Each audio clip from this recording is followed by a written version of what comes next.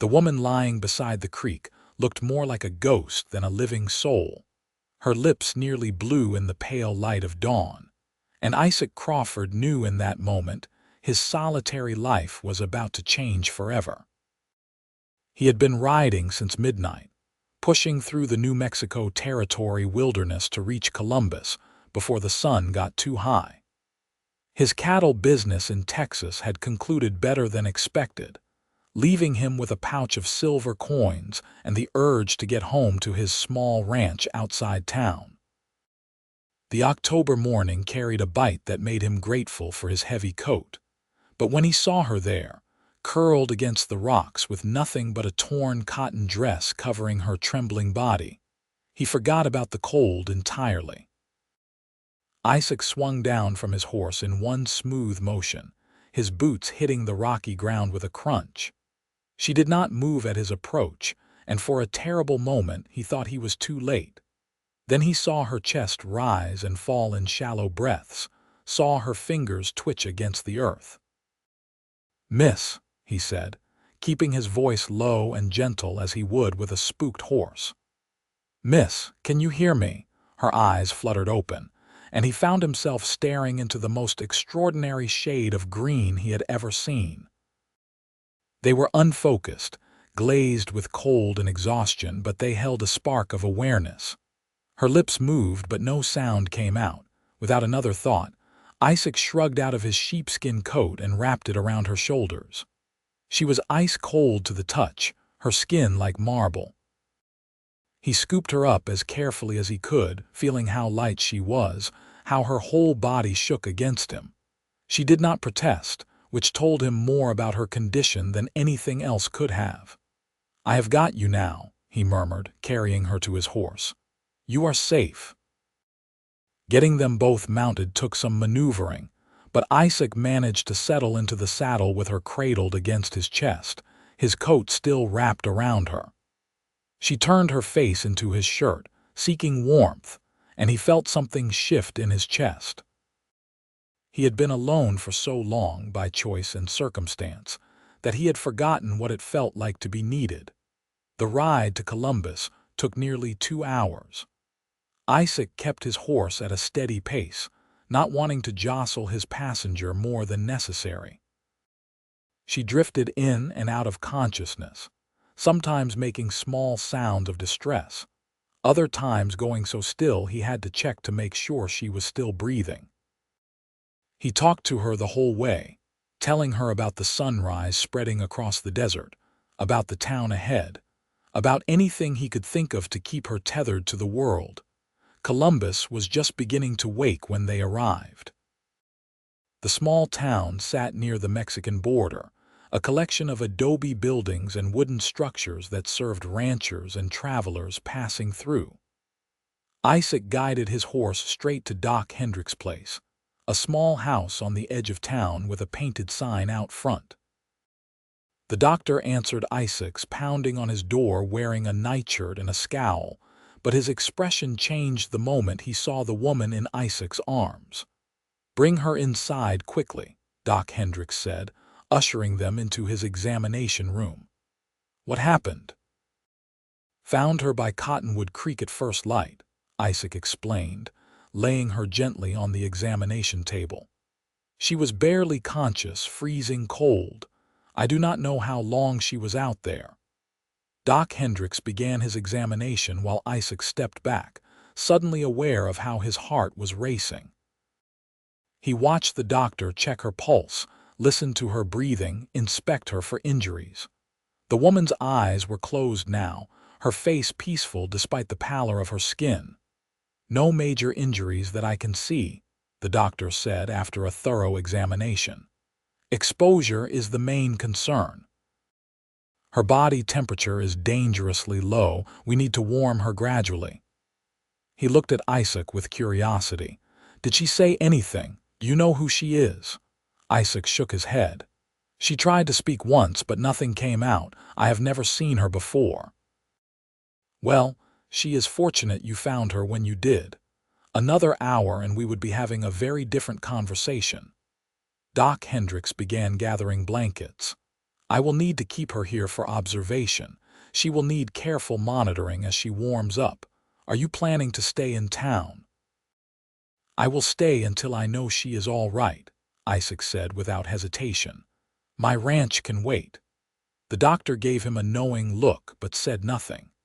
Together they moved the woman to a small room in the back of the house, layering her with blankets and positioning hot water bottles around her. Isaac's coat still lay across her shoulders, and neither man moved to take it away. "You should get some rest yourself," Doc Hendricks suggested. "Mrs. Miller runs the boarding house down the street.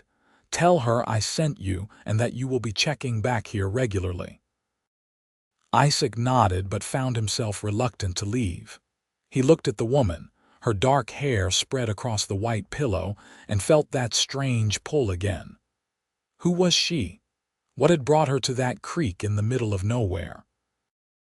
"I will be back in a few hours," he said finally, more to her than to the doctor. The boarding house was clean and comfortable, but Isaac could not settle. He paced his small room, trying to make sense of the morning's events. In his 32 years, he had seen plenty of strange things in the territory, but something about this felt different. The woman had not stumbled into the wilderness by accident. Her dress had been good quality once, though it was torn and stained now. She wore no jewelry, carried no belongings. It was as if she had been running from something. He managed a few hours of restless sleep before giving up and heading back to the doctor's house. Doc Hendricks met him at the door with better news. "She is awake," he said. "Her temperature is coming back up and she is responding well." "She asked about you, actually." "Well, she asked about the man who found her in the coat." Isaac's heart jumped. "Can I see her?" "For a few minutes. She is still very weak." The woman was sitting up slightly when Isaac entered the room, supported by pillows. Color had returned to her cheeks and her green eyes were clear now, fixed on him with an intensity that made him pause in the doorway. "You saved my life," she said, her voice hoarse but determined. "The doctor told me." "I am glad I was riding that way," Isaac said, moving closer. "How are you feeling?" "Like I spent the night on frozen ground," she said with a slight smile that transformed her face. "But alive, thanks to you." She touched his coat, which still lay over her. "This kept me going. I kept thinking about the person who owned it, about making sure I survived long enough to thank him." Isaac pulled a chair close to the bed and sat down. "My name is Isaac Crawford. I have a ranch outside town." "Natalie Tucker," she replied, "though I suppose that name does not mean much anymore." "You do not have to tell me anything if you are not ready," Isaac said gently. "The important thing is that you are safe now." Natalie looked at him for a long moment, as if weighing how much to trust him. Whatever she saw in his face must have decided her, because she took a shaky breath and began to speak. "I was supposed to marry a man in Santa Fe," she said quietly. "Richard Morrison. Our fathers arranged it. I had never met him before I arrived 3 weeks ago." She twisted the edge of the blanket in her fingers. "He seemed charming at first, but the mask slipped quickly. He was cruel. He had a temper. The servants in his house were terrified of him, and I understood why within days." Isaac felt anger kindle in his chest, but kept his expression neutral, letting her continue. 2 nights ago, I heard him talking with some men in his study.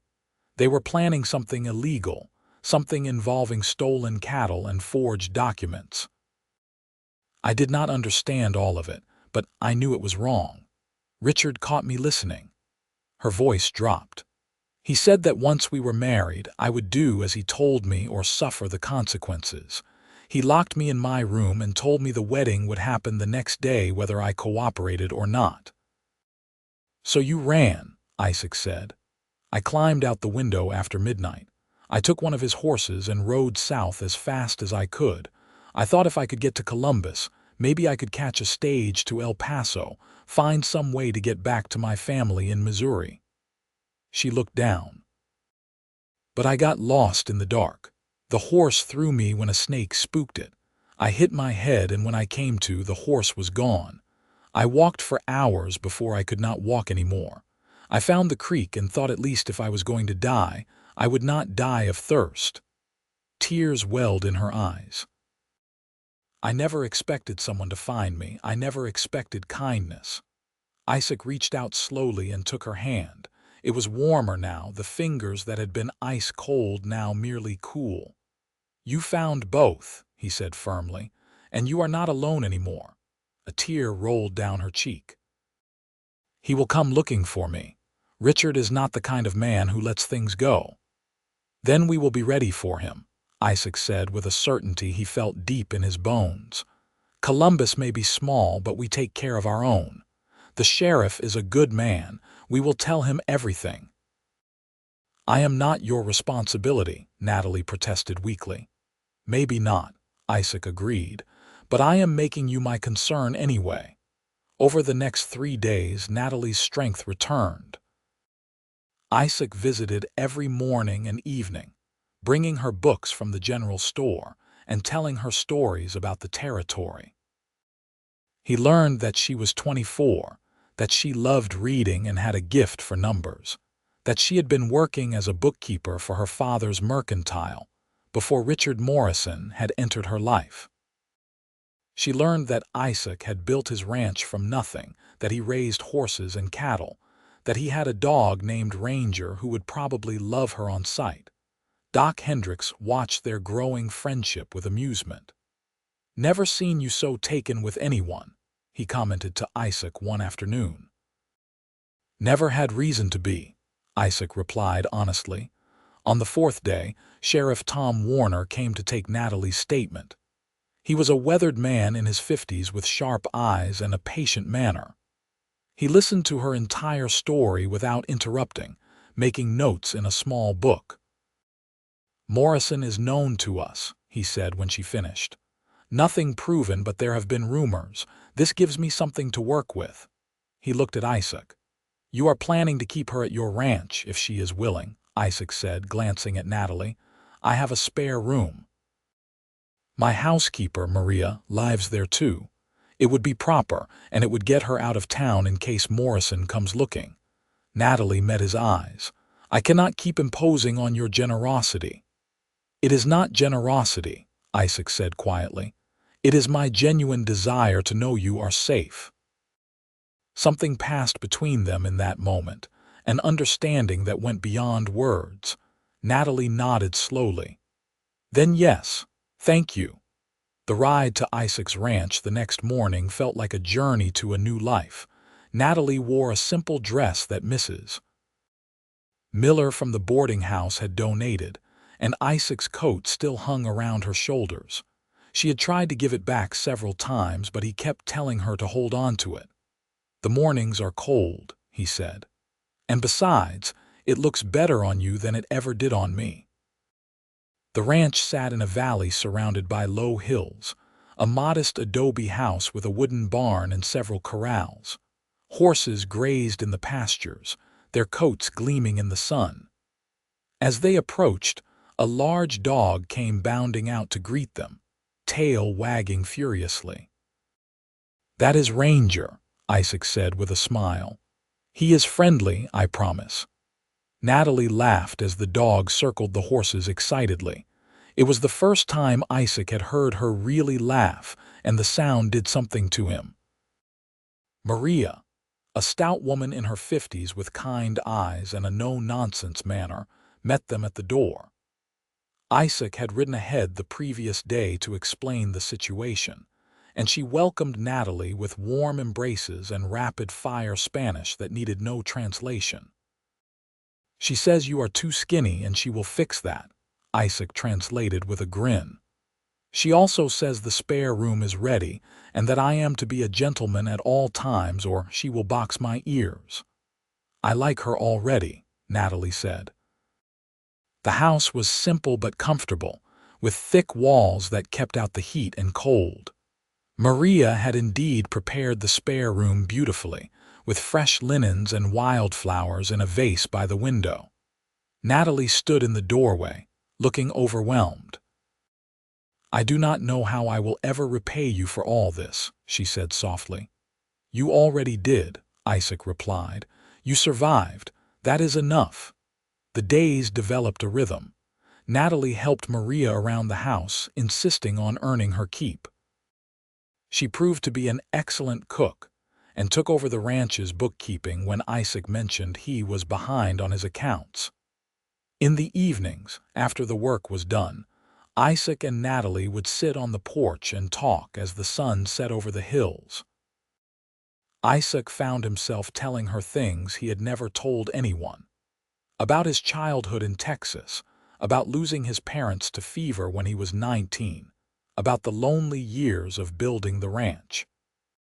Natalie shared stories of growing up in Missouri, of her mother who had died when she was young, of her father who meant well but had sold her future to Richard Morrison, thinking he was securing her comfort. He had no idea what kind of man Morrison really was, Natalie said one evening, 2 weeks after she had arrived at the ranch. "I do not blame him. Morrison is good at hiding his true nature." "Will you ever go back to Missouri?" Isaac asked, trying to keep his tone casual. Natalie looked at him in the fading light. "I do not know. My father is there, but I do not know if I can forgive him yet, and honestly, I am happy here. Happier than I have been in a long time." Isaac's heart lifted. "The territory has a way of getting into your blood." "It is not just the territory," Natalie said quietly, holding his gaze. The air between them felt charged suddenly. Isaac wanted to reach for her hand, to tell her that she had gotten into his blood too, that he thought about her from the moment he woke until he fell asleep. But he held back, uncertain. She had been through so much. The last thing she needed was pressure from him. As if sensing his thoughts, Natalie smiled. "You are a good man, Isaac Crawford, the best I have ever known." "I am just doing what is right," he managed to say. "No," she said firmly. "You are doing far more than that. You gave me your coat and your protection. You gave me a place to heal. You treat me like I matter." "You do matter," Isaac said, the words bursting out before he could stop them. "You matter more than you know." Before either of them could say more, Ranger started barking urgently. Isaac stood immediately, his instincts alert. A rider was coming up the road, moving fast. "Get inside," Isaac told Natalie, his voice sharp. "Stay with Maria." "Isaac, please," he said, and something in his tone made her obey. The rider was Sheriff Warner, and his expression was grim. He dismounted quickly, glancing at the house. "Morrison is in town," he said without preamble. "He arrived this afternoon with 3 men. They are asking questions about a woman matching Natalie's description." Isaac felt cold fury settle in his gut. "What did you tell him?" "Nothing yet. I said I would ask around, but Isaac, he has connections. He showed me documents saying Natalie is his intended bride, that she is not in her right mind, that her family wants her returned safely. It is all lies, but on paper it looks legitimate." "He is not taking her," Isaac said flatly. "I know how you feel, but we need to be smart about this. Morrison is claiming legal authority. If we are not careful, this could get ugly." The sheriff paused. "There is another option. If Natalie were married to someone else, Morrison's claim would be void. He could not force her to return to Santa Fe." Isaac's mind raced. "Are you suggesting?" "I am suggesting that if Natalie were your wife, legally and properly, Morrison would have no leg to stand on. She would be under your protection in every sense of the word." "I cannot ask her to do that," Isaac protested. "She has been through enough without being pressured into a marriage she does not want."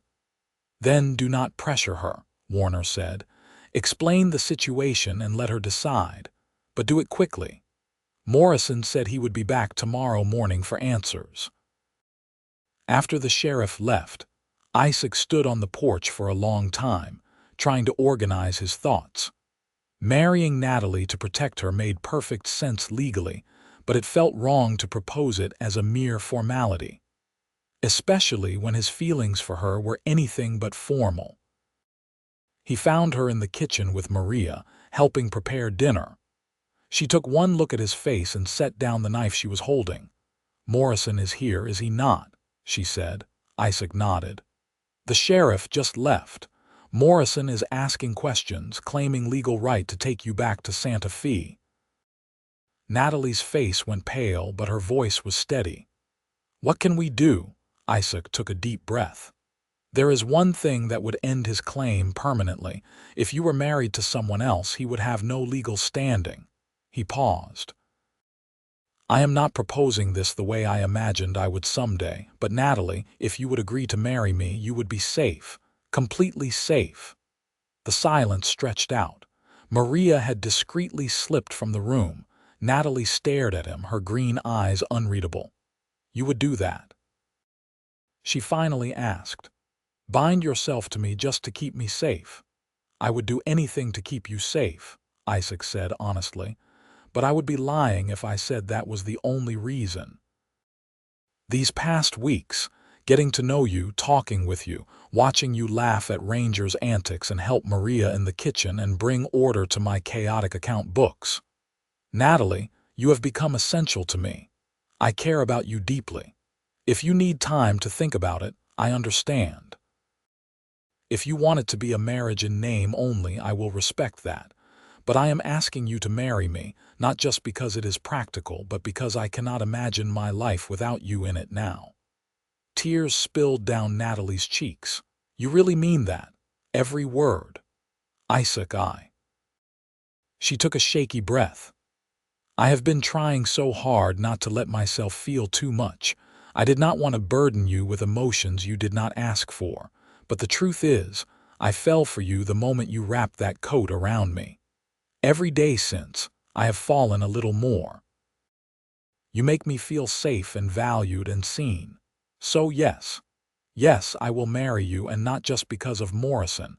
I will marry you because I want to." Isaac closed the distance between them in 2 strides and pulled her into his arms. She came willingly, burying her face in his chest as she cried. He held her tightly, pressing a kiss to the top of her head. "I will make you happy," he promised. "I swear I will spend every day trying." "You already do," she whispered. They were married the next morning in Sheriff Warner's office with Maria and Doc Hendricks as witnesses. Natalie wore a simple blue dress that Maria had altered overnight, and Isaac wore his Sunday best. The ceremony was brief but heartfelt. When Isaac slipped his mother's ring onto Natalie's finger, his hand trembled slightly. "I now pronounce you husband and wife," the judge said. "You may kiss your bride." Isaac cupped Natalie's face gently and kissed her for the first time, a soft, sweet kiss that held all the promise of their future. She smiled against his lips, and he felt complete in a way he never had before. They emerged from the office to find Richard Morrison and his men waiting in the street. Morrison was a tall man with cold eyes and a cruel mouth. He looked at Natalie with possessive anger. "There you are," he said, starting forward. "Natalie, this nonsense ends now. You are coming back to Santa Fe with me." Sheriff Warner stepped between them. "That is Mrs. Crawford now, Morrison. She was married this morning, legal and proper. You have no claim on her." Morrison's face flushed with rage. "That is impossible." "She is my intended, she is my wife," Isaac said firmly, moving to stand beside the sheriff with Natalie's hand clasped tightly in his. "And you need to leave Columbus. Now." "You cannot do this," Morrison snarled, his facade of civility cracking completely. "Do you know who I am? What I can do?" "I know what you are," Isaac said coldly. "The sheriff knows about your cattle theft operation, about the forged documents. Natalie heard everything. You want to press this, we can have that conversation with a federal marshal present." Morrison's eyes narrowed dangerously. For a moment, Isaac thought he might try something violent. His men were armed and the situation could turn deadly fast. but Sheriff Warner had positioned several deputies around the street, their rifles visible. Morrison might be arrogant, but he was not stupid. "This is not over," Morrison said finally, his voice low and menacing. He looked at Natalie with such hatred that Isaac instinctively moved to block her from his view. "You will regret this." "The only thing I regret is not escaping sooner," Natalie said, her voice clear and strong. "You have no power over me anymore, Richard.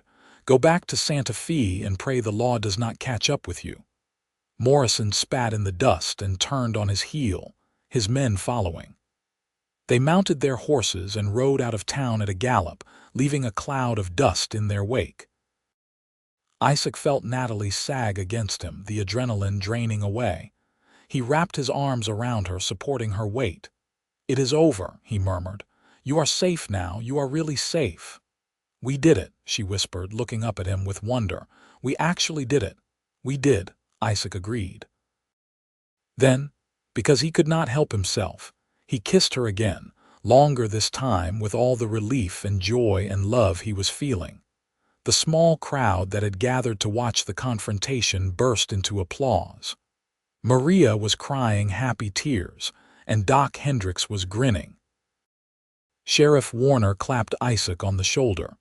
"Congratulations on your marriage," he said. "Now get your bride home before she faints." The ride back to the ranch felt different now. Natalie sat in front of Isaac on his horse, leaning back against his chest, his arms secure around her.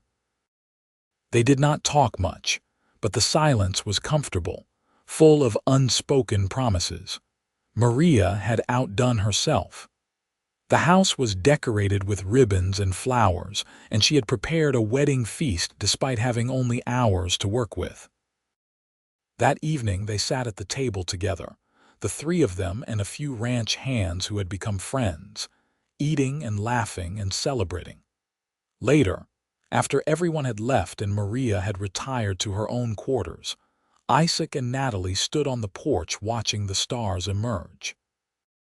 The October night was cool and Natalie pulled Isaac's coat tighter around her shoulders. She had refused to stop wearing it, saying it was her lucky charm. "Are you nervous?" Isaac asked softly. "A little," Natalie admitted. "This morning I woke up alone. Tonight I am a married woman." "It is a lot to take in." "We can take things as slowly as you need," Isaac assured her. "There is no rush for anything." Natalie turned to face him, her expression serious. "Isaac, I do not want to wait. I do not want to waste any more time. Life is too short and too uncertain." "I meant what I said this morning. I want to be your wife in every way." Isaac's breath caught. "Are you sure?" "I have never been more sure of anything," she said, reaching up to touch his face. "You saved me. You gave me a home. You gave me your name. Now I want to give you my heart, fully and completely." He kissed her then with all the passion he had been holding back, and she responded with equal fervor. They made their way inside, to the bedroom that had been prepared for them, and Isaac proved as gentle and caring in love as he was in everything else. Natalie discovered that, despite her fears, intimacy could be beautiful when it was born from genuine affection and respect. Afterward, lying in Isaac's arms with her head on his chest, listening to his heartbeat, Natalie felt peace settle over her like a blanket. "I love you," she whispered. "I know it is fast, but I do." Isaac tightened his arms around her. "I love you too. I think I have since I saw you by that creek." "Your coat saved my life, you know," Natalie said drowsily. "I kept pulling it tighter, kept thinking that someone who owned such a warm, sturdy coat must be a good person. I made it my goal to survive long enough to meet you and say thank you." "And now?" Isaac asked, smiling in the darkness. "Now I am going to spend the rest of my life being grateful I did," she replied. The weeks that followed were the happiest of Isaac's life. He and Natalie fell into an easy partnership, working the ranch together during the day and sharing quiet evenings by the fire at night. Natalie proved to be a natural with the horses, and she took over the bookkeeping entirely, discovering ways to save money and increase profits that Isaac had never considered. Word spread through Columbus about the romance. The story of how Isaac had found Natalie by the creek and then married her to save her from a cruel man became local legend. People started calling Isaac's coat the coat of destiny, and more than one young woman in town was heard wishing for her own dramatic rescue. Sheriff Warner sent word a month after Morrison left that the federal marshals had raided Morrison's operation in Santa Fe. Morrison himself had fled before they arrived, but his associates had been arrested, and the stolen cattle were being returned to their rightful owners. There was a warrant out for Morrison's arrest. "He will never bother you again," Warner assured them. "Even if he wanted to, he is too busy running from the law." Natalie wrote to her father a long letter explaining everything that had happened. She told him about Isaac, about the ranch, about finding happiness in the New Mexico territory. She did not know if he would respond, but she needed to at least try to mend that bridge. To her surprise, a letter came back 6 weeks later. Her father was apologetic and ashamed, admitting that he had been blinded by Morrison's wealth and status. He asked for her forgiveness and expressed his wish to meet Isaac someday. Natalie cried as she read it, and Isaac held her while she worked through her complicated emotions. "You do not have to forgive him if you are not ready," Isaac said. "I want to," Natalie replied. "Life is too short to carry anger. He made a mistake, but he owned it. That takes courage." Christmas came, bringing a rare snowfall to the territory. Isaac and Natalie spent the holiday with Maria, exchanging simple gifts and sharing a feast. Isaac gave Natalie a beautiful leather-bound journal, and she gave him a new coat to replace the one she still wore almost daily. "You need a proper coat," she said with a laugh when he protested. "I am keeping this one."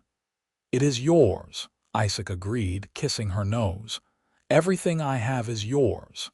In the spring, Natalie discovered she was pregnant.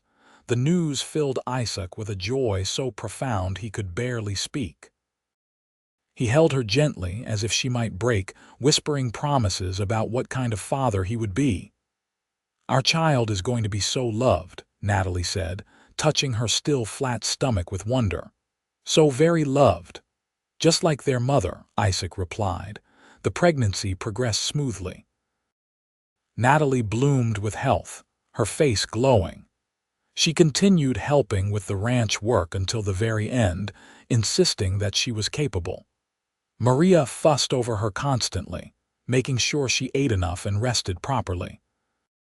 In October, exactly 1 year after Isaac had found Natalie by the creek, she went into labor. It was a long night, and Isaac paced the porch with Ranger at his heels, listening to Maria and Doc Hendricks moving around inside. When the first cry finally pierced the dawn air, Isaac burst through the door. Natalie was exhausted but radiant, holding a small bundle wrapped in blankets. "We have a son," she said softly. "A beautiful, perfect son." Isaac approached slowly, overcome with emotion. When he looked down at his son's tiny face, he felt his heart expand in a way he had not known was possible. The baby had Natalie's eyes and a shock of dark hair. "What should we name him?" he asked. They had discussed names endlessly, but never quite decided. Now, looking at their son, Natalie smiled. "I was thinking Nathan Crawford. It means gift from God, and that is what he is. What we both are to each other, gifts." "Nathan," Isaac repeated, testing the name.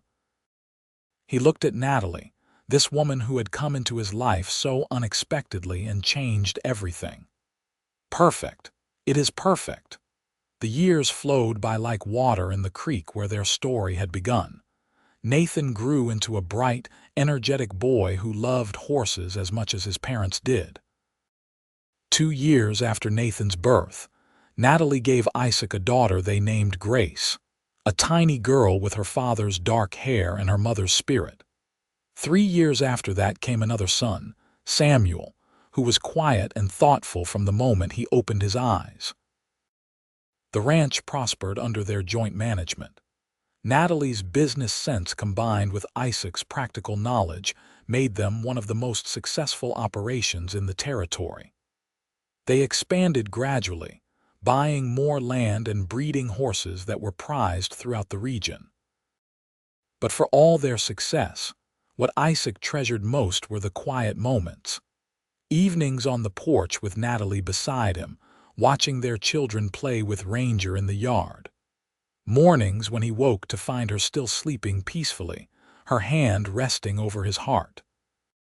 The way she still wore his old coat when she rode out to check the fences, even though it was worn and faded now.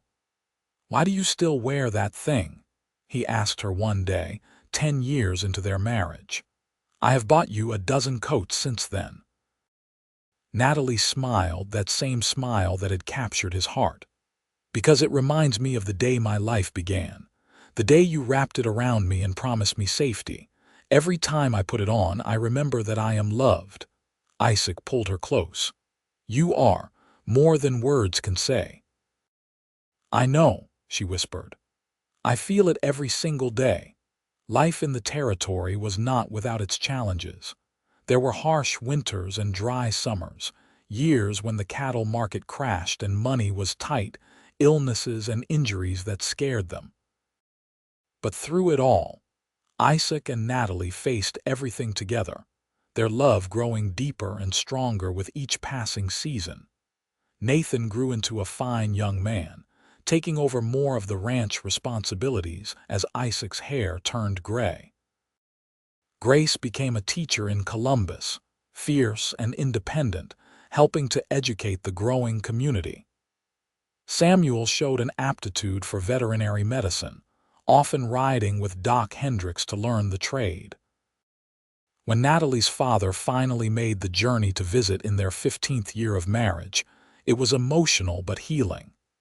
He was an old man now, frail and apologetic, and he wept when he met his grandchildren. Natalie forgave him fully, and in his last years he moved to Columbus to be near them, becoming a beloved grandfather who told stories of Missouri to rapt listeners. The coat remained precious to Natalie, hung carefully when not in use, worn on special occasions or when she needed to feel close to the memory of that dawn by the creek. It became something of a talisman for the whole family, a symbol of how unexpected grace could arrive in the darkest moments. Years later, when their children were grown and starting families of their own, Isaac and Natalie would sit on that same porch where they had spent so many evenings and talk about their life together. "Do you ever wonder how different things would have been if I had taken a different route that morning?" Isaac asked once. Natalie took his weathered hand in hers. "I used to. In those first years, I would wake up sometimes and be amazed that it was all real, that I had really escaped Morrison, really found you, really built this life. But now I believe it was meant to be. We were meant to find each other." "I believe that too," Isaac said. "You know what I remember most about that morning?" "What?" "How right it felt to help you. There was no decision, no hesitation. I saw you there and knew immediately that you were meant to be part of my life. My heart knew before my mind caught up." Natalie leaned her head on his shoulder, a gesture as familiar and comfortable as breathing. "Your heart has always known the right path. That is one of the many reasons I love you." They watched the sunset paint the sky in brilliant colors, the same colors they had watched together for decades now. The ranch was quiet, their children off living their own lives, though they visited often. Maria had passed years ago and they both missed her, but her spirit seemed to linger in the home she had helped make warm and welcoming. "Do you have any regrets?" Natalie asked quietly. Isaac considered the question seriously. "Not a single one. My life began the day I found you, Natalie. Everything before that was just preparation, and everything since has been a gift. Even the hard times, especially the hard times, Isaac said firmly. They taught us that we could weather any storm together, that our love was strong enough to survive anything. Natalie smiled, that luminous smile that still had the power to make his heart skip. We have been blessed, you and I. More than blessed, Isaac agreed. We have been fortunate beyond measure. As the stars began to emerge overhead, they sat in comfortable silence, hands intertwined.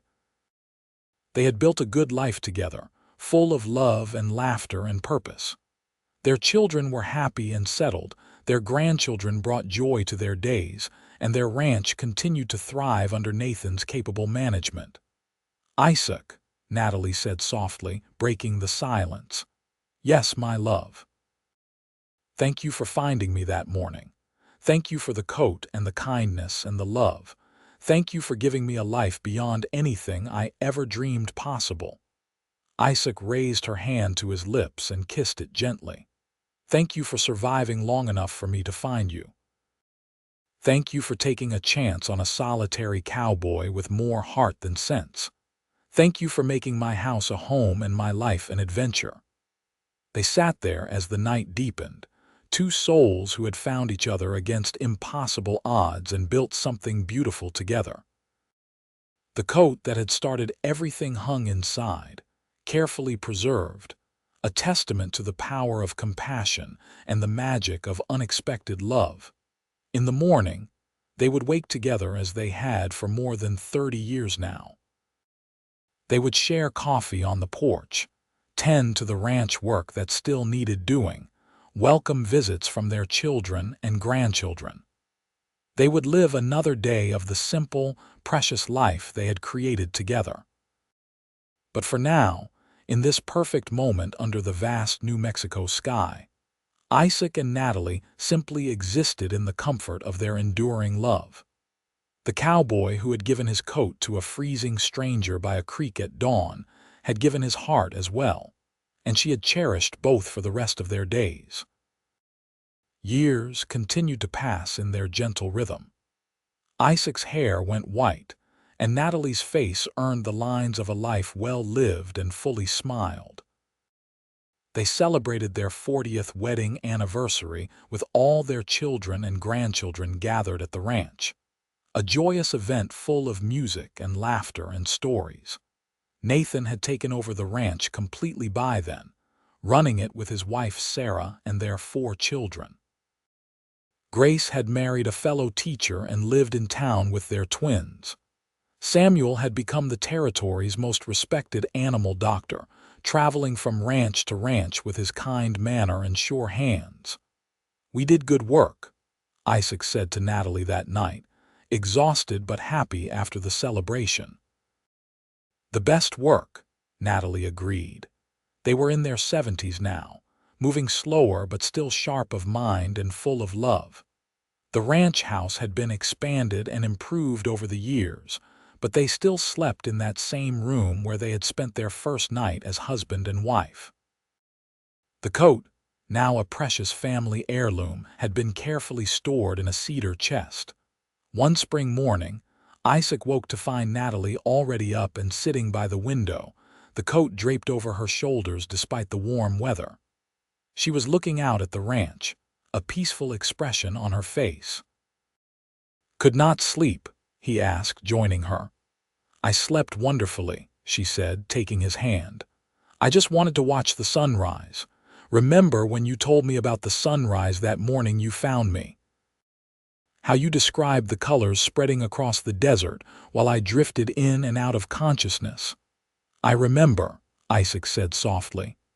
"I have spent our whole marriage being grateful for sunrises," Natalie said. "Each one is a reminder that I am still here, still with you, still living this beautiful life." Isaac wrapped his arms around her from behind, and they watched the sun climb together, painting the sky in gold and pink and orange. It was a moment of pure contentment, the kind that comes from a lifetime of choosing each other day after day.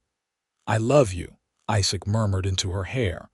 "I will love you beyond this life and into whatever comes next." "And I love you," Natalie replied. "My protector, my partner, my home." They remained there until the sun was fully up and the ranch began to stir with activity. Nathan would be out tending the horses soon, and some of the grandchildren were staying for the week. There would be breakfast to help prepare and stories to tell, and another day of living to embrace. But first, there was this moment. Just the two of them, wrapped in that old coat and their enduring love, grateful for every sunrise they had been blessed to share. Isaac Crawford and Natalie Crawford lived many more good years together, growing old with grace and humor. When they finally passed, it was peacefully and within months of each other, neither able to bear life long without the other.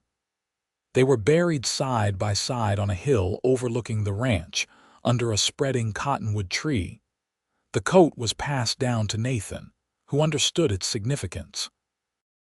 He kept it carefully preserved, sharing the story of how his parents met with his own children and grandchildren. It became a treasured family legend, the tale of the cowboy who found a freezing woman by the creek at dawn and gave her his coat, never knowing he was also giving away his heart forever.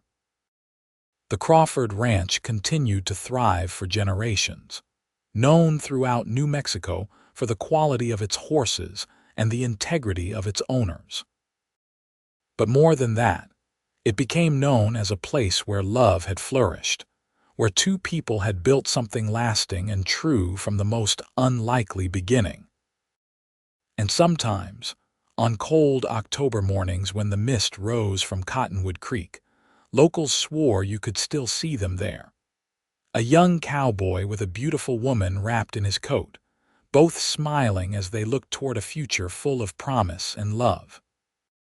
The story of Isaac and Natalie Crawford reminded everyone who heard it that grace could arrive in the most unexpected moments, that compassion could change the course of a life, and that true love, once found, could weather any storm and last beyond a lifetime. Their legacy lived on in their children, their grandchildren, and the many generations that followed. The ranch remained in the Crawford family, each generation adding their own chapter while honoring the foundation that Isaac and Natalie had built together. The story was told and retold, inspiring others to acts of kindness and open hearts. And the coat, carefully preserved in its cedar chest, remained a testament to the truth that sometimes the smallest gesture in the darkest moment can light the way to a lifetime of love and happiness. It reminded the Crawford family that their greatest inheritance was not the land or the livestock, but the example of how to love completely, forgive freely, and build a life of purpose and joy. Isaac had found her shivering by the creek at dawn, and his coat had kept her warm. But it was his heart, given freely and completely, that had truly saved them both, creating a love story that would be remembered and celebrated for generations to come. They had found each other against impossible odds, built a life of meaning and joy, raised a family rooted in love and respect, and proved that sometimes the best things in life come from the most unexpected moments of grace. Their story ended not with an ending at all, but with the continuation of everything they had built together, a legacy of love that would endure as long as the Crawford name remained, and the New Mexico sun rose over that creek where destiny had brought them together one fateful dawn in October, so many years ago.